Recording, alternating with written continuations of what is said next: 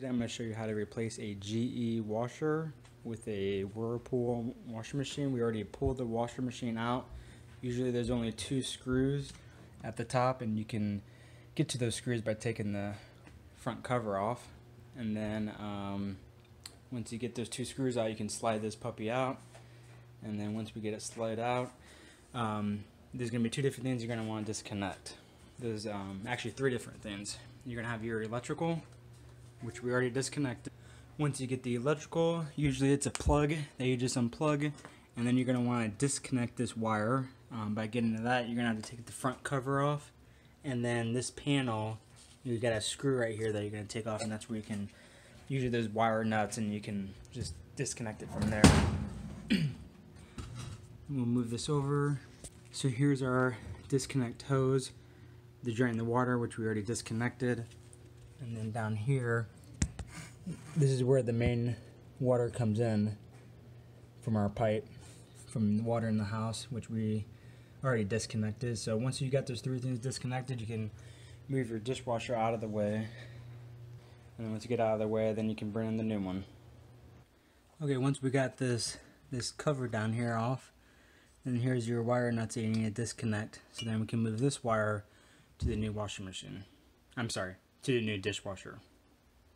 Alright, so we got the new dishwasher in. So now we gotta tip it up on its side, and we gotta remove these bolts here so we can get this wood frame off, and then we can proceed with the install. Alright, so once we get all those 4 screws out, you want to actually screw those back in, because that's what helps stabilizes the dishwasher. Alright, so go ahead and screw. Make sure you screw both sides in. So there's 2 more over there. Screw those back in. And we just found where we need to tie in that cord that we removed from the old unit. We need to tie into these and run the wire through the back, so then the dishwasher has power. Alright, so now that we pulled those wires through down here, you're going to want to take that black extension cord that we disconnected. We're going to run it through the back here, and there's a little hole that they place here. I'm going to run that right through there. And then once that's through there, it's right over here where we need to connect it. So go ahead and use some wire nuts. I like using wire nuts, and then running some black electrical tape around it. That'll help keep it from coming off if you don't get the wire, but just make sure the wire nuts are just really tight, and it shouldn't come off them. Alright, we are all done. I like zip tying them to kind of make it a little bit more secure, and all the nuts, just double check to firmly tighten on there. And once those are all on there, you are ready to hook up the water line and the drain, and you're all set. So now that we have the dishwasher in place, we already ran our power cord. Now we're going to take our water line, and you're going to connect that piece right into here. And then we're going to take our drain line here and connect to the drain line that's already up there.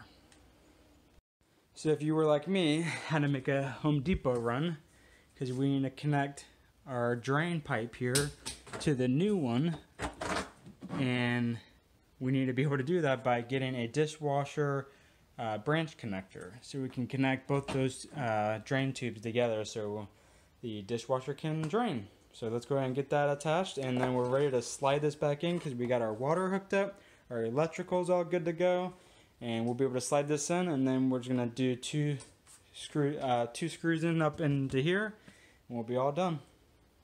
Alright, so we finally got our attachment there that's connecting the 2 drain hoses together, and we are now ready to slide this back.